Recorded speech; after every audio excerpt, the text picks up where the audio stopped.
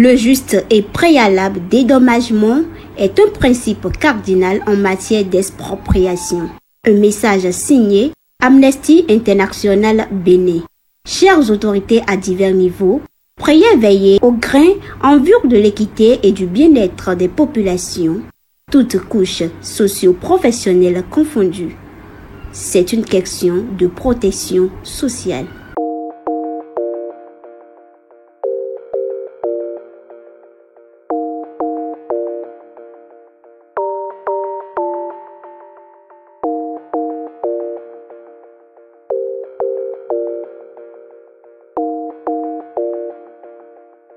D'entrée de jeu, je remercie beaucoup le Seigneur qui nous a permis de venir ici ce matin et de nous avoir donné une bonne santé pour commencer les carèmes. Et c'est vrai, nous on avait pensé que la fermeture, d'abord la fermeture des frontières, que le Niger ne peut pas tenir. Donc on a fait une semaine, 2 semaines, bientôt 9 mois. On a dit mais qu'est-ce qui se passe? Ça veut dire qu'ils sont tenus. Et nous remercions beaucoup le chef de l'État qui avait annoncé l'ouverture lors de son discours sur l'état de la nation pour dire que les sanctions c'est juste pour faire la pression sur la junte pour qu'ils reviennent sur le droit de la constitution, c'est-à-dire remettre Bazoum au pouvoir. Mais juste aujourd'hui, le Bénin d'abord a ouvert les frontières parce que le chef de l'État est allé voir ses pairs et a demandé à ce qu'on ouvre les frontières parce que les deux peuples souffrent. Donc le Bénin a ouvert les frontières. Les ministres Bouya Tchané et ses homologues sont allés constater eux-mêmes l'ouverture. Mais c'est du côté de Niger aujourd'hui que ça persiste. On ne sait pas pourquoi, les raisons pour lesquelles ils ne veulent pas ouvrir les frontières. Alors que la population est en train de souffrir. De l'autre côté comme de ce côté. Aujourd'hui, il y avait entre-temps que le directeur général des douanes du port avait pris une décision pour interdire que toute marchandise débarquée au Bénin ne peut plus aller au Niger. Ce qui est contraire à la Convention mondiale du commerce. Donc beaucoup nous avons déploré tout ça là. Mais aujourd'hui, ils ont levé toutes ces sanctions. Le Bénin a levé les sanctions. Maintenant, ils restent maintenant du côté du Niger. Pour qu'ils ouvrent les frontières, pour que les marchandises passent. C'est vrai. Et le chef de l'État, M. Patrice Talon, avait dit que les armes ne sont pas faites pour faire des coups d'État, mais plutôt pour protéger une nation, pour protéger la population. Mais eux, ils ont pris les armes pour faire coup d'État. C'est ça qu'on doit déplorer, en fait.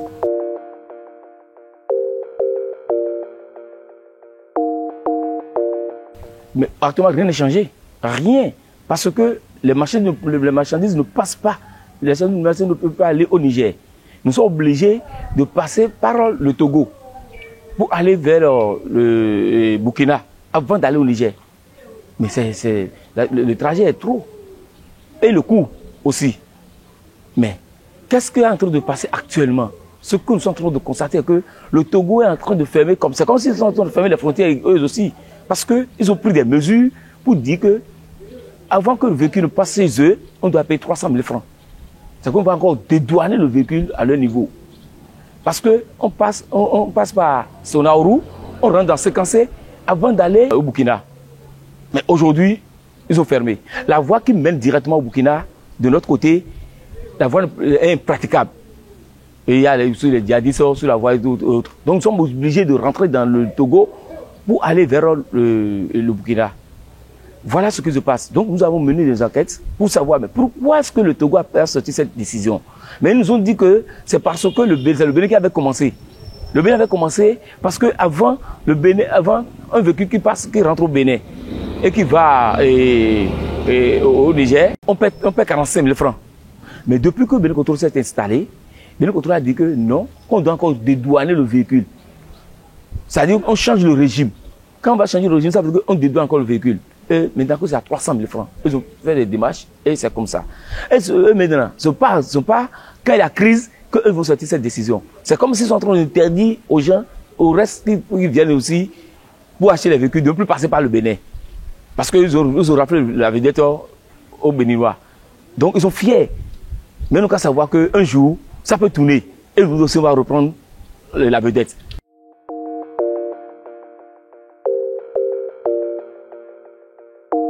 C'est vrai.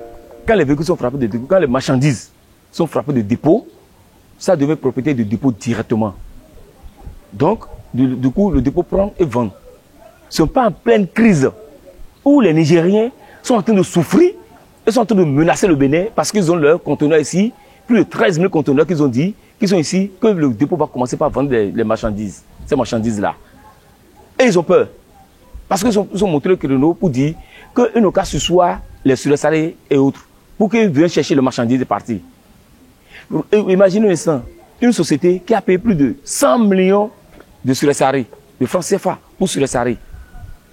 Et l'État n'a rien dit. Mais si le dépôt prend les conteneurs et vend ça aux enchères publiques, qu'est-ce qui va se passer? Il y aura une crise diplomatique. Parce que les gens seront encore mécontents de ce qui est en train de se passer. Nous avons demandé à la douane et à l'administration de la douane de ne pas aller sur ce terrain. Mais ils ont affiché les conteneurs pour vendre ça. Nous était la décision de la CEDEAO. Qu'ils ont suscité d'abord cette décision. Mais ils ont dit qu'ils vont revenir là-dessus. On a dit, nous avons fait des propositions. On a dit, si quelqu'un, c'est vrai que vous êtes fort aujourd'hui et vend ça, mais si quelqu'un met le connaissement qui prouve que c'est sa marchandise, vendez-le. Donnez-lui un prix, il va payer. Et comme ça, là, ça va marcher pour tout le monde.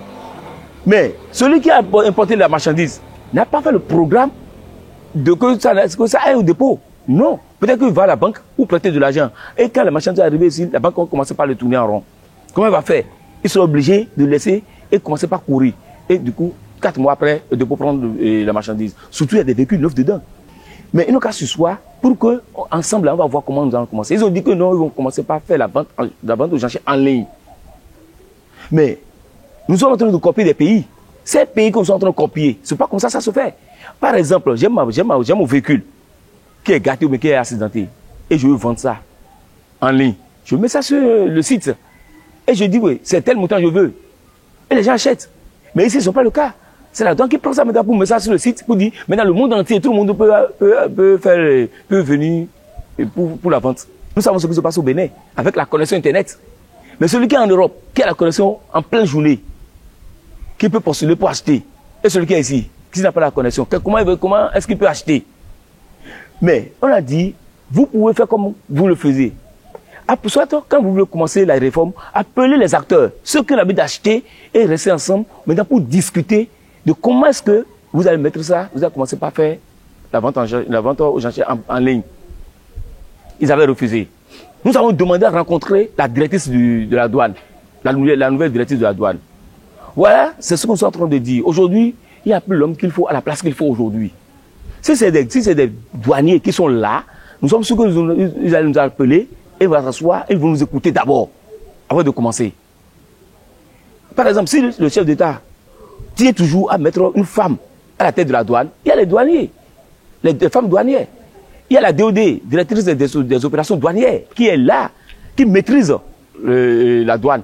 Il y a aussi le chef de dépôt, l'actuel chef de dépôt, qui est une dame, qui maîtrise, qui sait comment chercher les clients.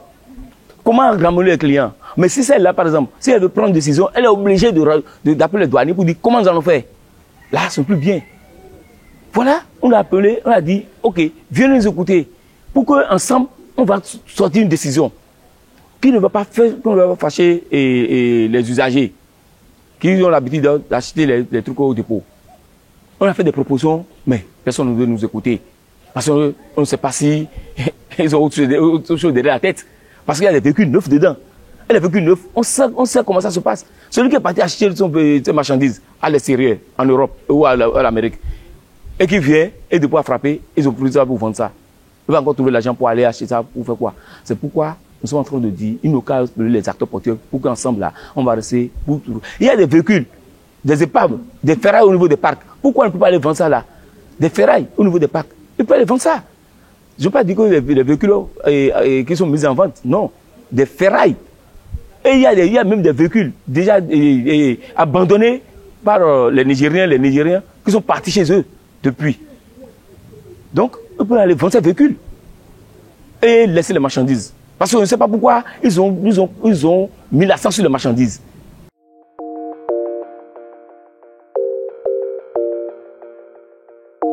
Avant, nous payons 50 000 francs qui est à compte forfaitaire spécial, directement dans la caisse de l'État, en passant par la douane, que nous payons. Quand le législateur, dans le temps, avait créé, il a estimé que les importateurs ne payaient pas l'impôt. Donc lui, il a instauré ça juste pour obliger les importateurs à payer l'impôt. Les importateurs ont mis ça sur, directement sur le client. Et c'est le client qui paie ces 50 000 francs là. Mais aujourd'hui, on nous amène ce qu'on appelle CESU, qui est encore impôt. Même impôt, parce qu'ils ont seulement changé le nom. Et ils ont dit qu'on va commencer par payer selon la gamme de véhicules. Mais ils ont fait le truc, on nous a dit non. Maintenant, à quoi représentent les 50 000 francs d'impôt que nous payons? En temps normal, il doit supprimer un. Soit il garde CESU et on supprime les 50 000, soit il garde les 50 000 et il supprime CESU. Ce qui nous paraît un peu bizarre encore, CESU, là, il faut payer ça dans un autre compte, d'une société privée. Mais lui, maintenant, va reverser l'argent là, à la caisse. Lui va enlever pour lui d'abord. On ne sait pas comment ça va se passer. Et on envoie les miettes là dans la caisse de l'État. Là aussi, nous avons demandé maintenant à rencontrer le chef de l'État parce qu'on a écrit au ministre, on a écrit au directeur des impôts, qui nous a donné des arguments que nous-mêmes ne maîtrisons rien. On a dit non. Ce que nous sommes en train de dire est que soit on supprime la FS, soit on supprime le CSU. Parce que c'est deux impôts pour le même consommateur. Et au final, c'est le consommateur qui paie. Le consommateur final qui paie.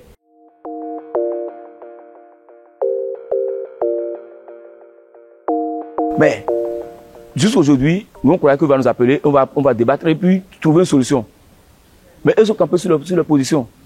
Pour dire que non, on va payer. Aujourd'hui, c'est plus au client, est-ce que c'est toi qui vas payer? Ou bien c'est toi qui vas payer, dis directement que c'est toi qui vas payer. Le client a vu le véhicule et il est content. Il est d'accord, je paie. Ça veut dire que ce n'est plus l'importateur qui est en train de payer. Et nous demandons au chef de l'État de faire des enquêtes pour voir effectivement qui est en train de payer les 50 000 francs de CESU.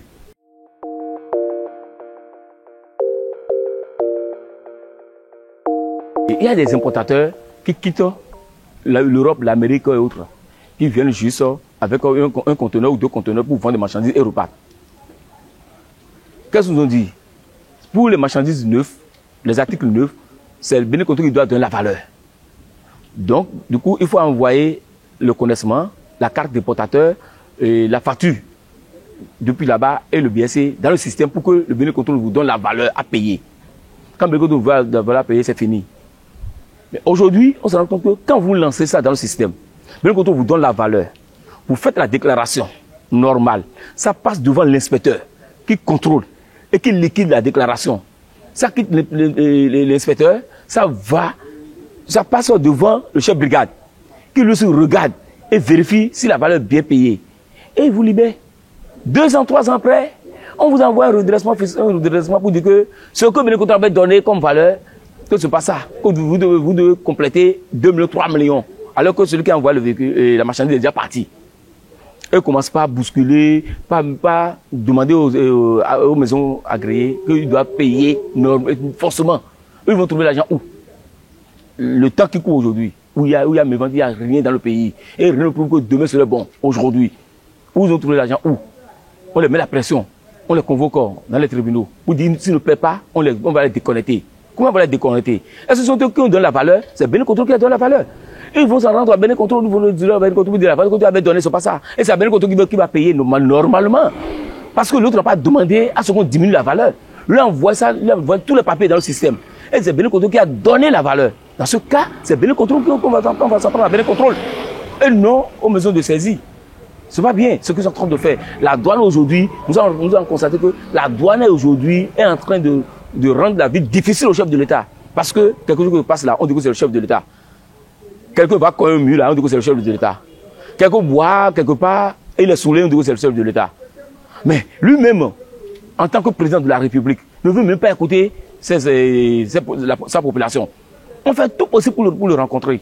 Mais, peine vaine.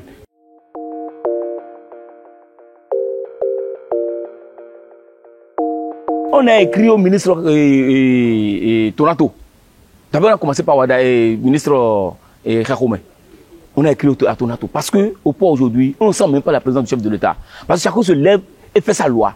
On augmente les prix n'importe comment. Heureusement, aujourd'hui, il y a une autorité, le député Méo Solange, qui a pris l'initiative, parce que nous sommes allés la rencontrer, on a posé le problème, elle a dit, ah c'est ça là, qu'elle va faire tout possible, tout ce qui est de son pouvoir, pour qu'on puisse rencontrer le chef d'État, ou le chef d'État va instruire les structures compétentes pour nous écouter. Donc on compte beaucoup sur elle, parce qu'elle nous a proposé ça, et du coup on a envoyé toutes les lettres qu'on a envoyées au chef de l'État, avec des preuves à l'appui, pour dire voilà ce qui s'est passé, et nous sommes sûrs que le chef de l'État n'a pas reçu les lettres. Oui, on dit comme ça, parce que nous savons ce qui se passe au Bénin. Quand vous envoyez une lettre, et les gens n'ont pas leurs intérêts dedans, cette lettre-là, on met ça dans des oubliettes en même temps. Donc le chef ne peut pas avoir ces lettres. On a écrit à ministre et Tonato. On l'a dit plusieurs fois que ce qui se passe au port, que c'est de n'importe quoi. On ne sent même plus, les gens n'ont plus peur du chef de l'État.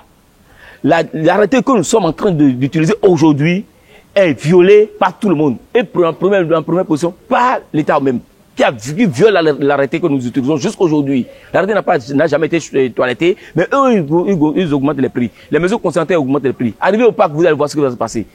Malgré qu'il y a mes ventes. Et les gens sont en train de demander, mais qu'est-ce qui se passe?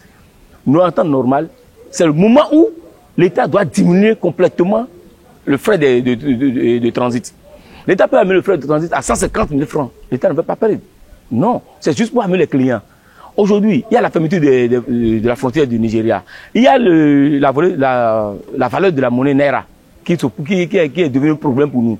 Avant, quand Boari avait fermé les frontières, 1000 Naira, c'est à 850 francs CFA. Aujourd'hui, vous prenez 1000 Naira, vous avez 300 ou 350 francs.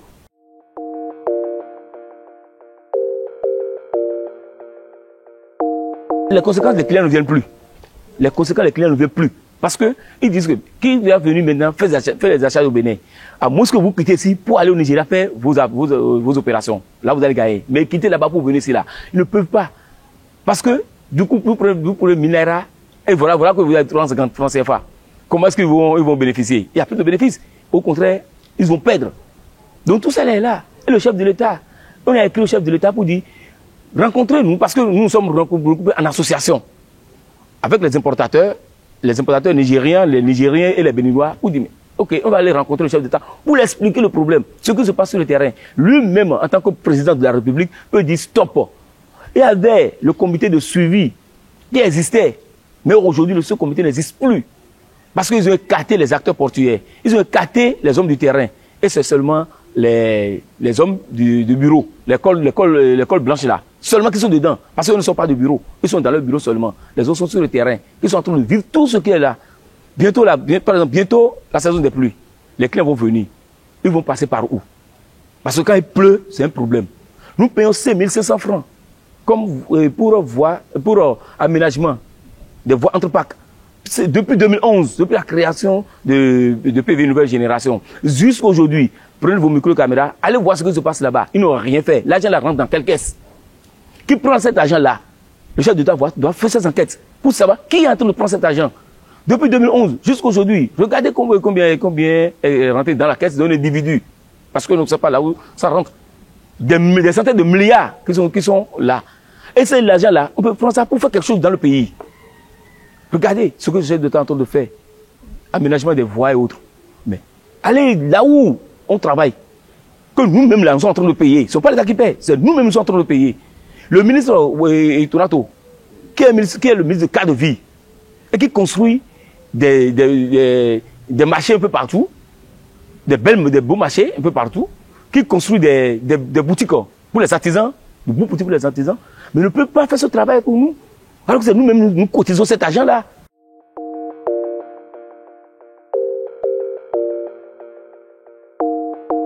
On le suggère d'aller lui-même rencontrer Tiani.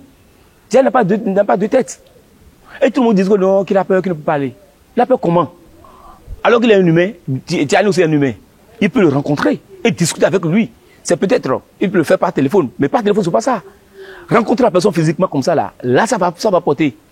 Mais si c'est au téléphone, l'autre dit oui, d'accord, il n'y a pas de problème. Mais après, il va lui dire non, laissez. Parce qu'aujourd'hui, n'oubliez pas, il y a ces 3 pays-là qui se sont formés en une alliance et qui se soutiennent entre les 3 pays. Mais pourquoi est-ce que le Bénin serait à l'écart? Non, parce que les 3 pays avec le Bénin, nous sommes un aujourd'hui. Les agents, les Maliens passent par le Bénin. Les Burkinabés passent par le Bénin. Les Nigériens passent par le Bénin. Ça veut dire que nous sommes un. Un ou 2, un ou 3, un ou 4. Donc le chef de l'État lui-même n'a qu'à aller au Niger. Parce qu'ils ont levé les sanctions. Maintenant, il peut faire ce qu'il veut. Il peut aller là-bas, négocier et rester là pour qu'on ouvre les frontières. On a vu ce que le feu général Mathieu Kérékou, paix à son âme, avait fait. Entre-temps, quand Bouhari avait fermé les frontières, quand il s'est déplacé, qu'est-ce qui s'est passé? Bouhari a ouvert les frontières. Entre-temps. Mais pourquoi le chef de l'État n'a pas fait ça? C'est pourquoi les gens disent que excusez-moi beaucoup, le président Patrice Talon n'est pas le président de tous les Béninois. Il dit ça là. Il est le président d'une partie de la population, qui sont les hommes d'affaires, les richards et la population même. Nous sommes tous souffrir. Lui-même l'a dit que les 2 peuples souffrent. Mais si les 2 peuples souffrent, il n'a qu'à nous montrer que lui-même souffre dans sa peau.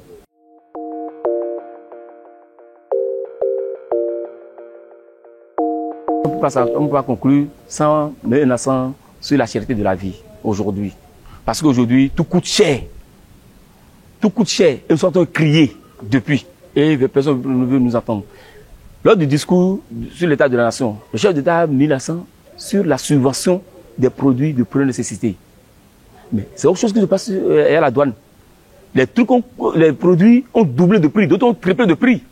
Aujourd'hui, allez au marché pour voir. Au marché aujourd'hui, un sac de maïs, par exemple, c'est à 42 000 aujourd'hui. Le sac de riz que nous payons à 16 000, c'est aujourd'hui à 26 000. L'huile, on n'en parle plus. Il y a d'autres qui ont importé l'huile ici.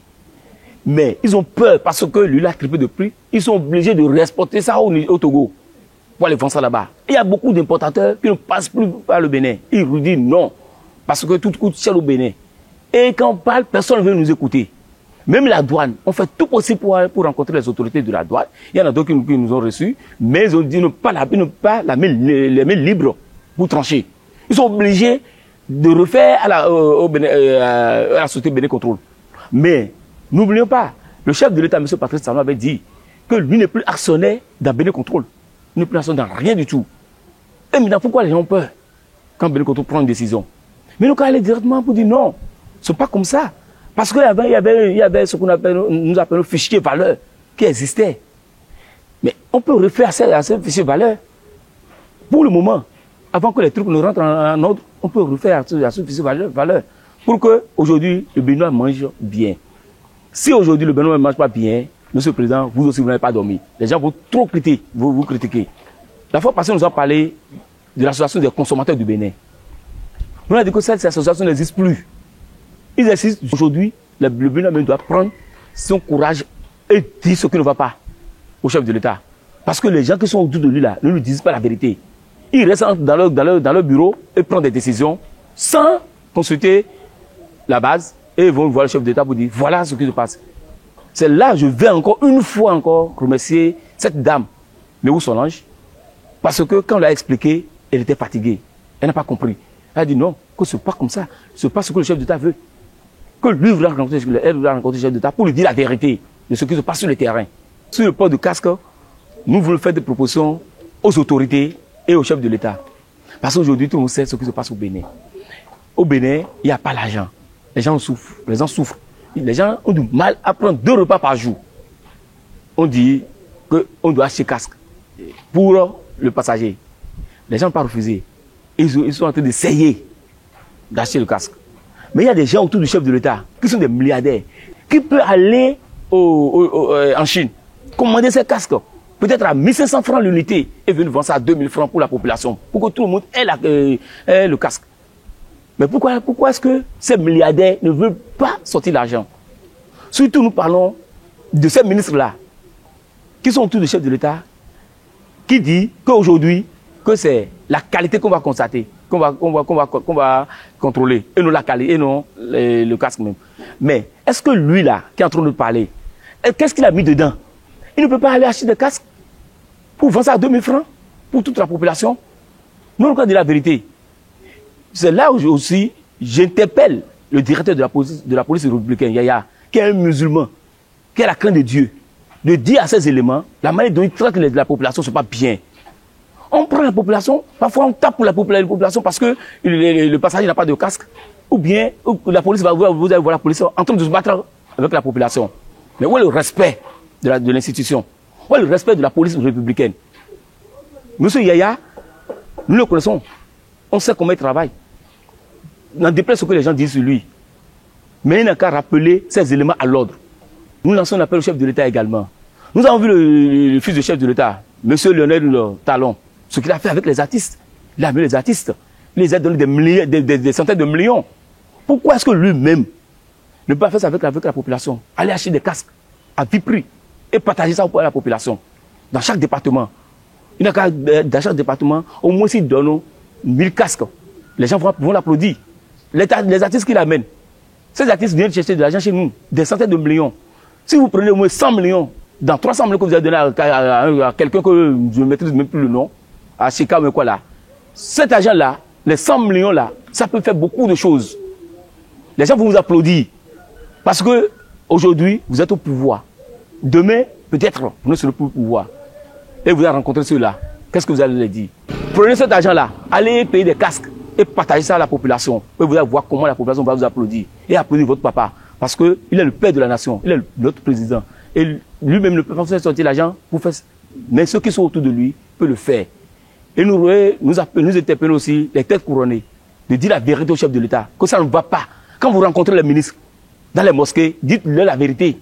Dites la vérité. Ils n'ont qu'à le dire au chef de l'État que la population souffre. Surtout bien Tchané. Ils n'ont qu'à le dire la vérité. D'aller dire au chef de l'État que la population souffre. Les gens ne trouvent plus à manger. 3 repas par jour. Nous sommes en carême. C'est le moment où on doit remercier, on doit prier le chef de l'État, on doit prier Dieu pour le chef de l'État. D'être en bonne santé. Lui, sa femme et ses enfants. Parce que s'ils sont en bonne santé, le peuple noir sera en bonne santé également. Mais si ça ne va pas là-bas, là aussi, le peuple noir va se sentir. Donc nous demandons à cette tête couronnée de sortir et de dire la vérité au chef de l'État. Et nous demandons au chef de l'État de ne plus faire 2 poids 2 mesures. Parce qu'il rencontre d'autres partis, et il règle le problème, et il laisse d'autres partis. Parce que ceux-là ne sont pas dans la République, nous sommes dans la République. Nous aussi, nous sommes les fils du Bénin. Et le Bénin, c'est pour nous tous. Et nous tous, on doit mettre la main dans la pâte pour construire le Bénin.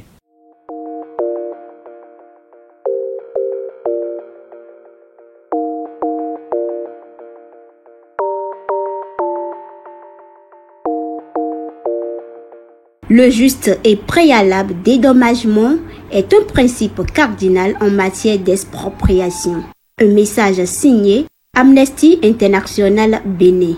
Chères autorités à divers niveaux, priez veiller au grain en vue de l'équité et du bien-être des populations, toutes couches socio-professionnelles confondues. C'est une question de protection sociale.